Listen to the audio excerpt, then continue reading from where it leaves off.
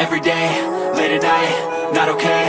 All I want, and I pray, all I need are some better days. Fuck me, I'm looking in the mirror, so foggy, but I've never seen clearer. I don't really think anyone can save me, and honestly I'm not really sure I want saving. I like to be my own worst enemy. There's no risk if you don't try at anything, so I'ma just keep buying everything. See you in the next life, have to be a better me. I don't think that my head's on straight, gotta flip it and grip it and go and get an x-ray. What's wrong with me? I just feel weight pushing on my chest and it squeezes till I suffocate. Better change my mindset, meditate. It's pretty cool that I'm alive and have better days. I could walk, see, hear, I should celebrate. Think I could change my mind, maybe elevate. Living life, every day, late at night, not okay.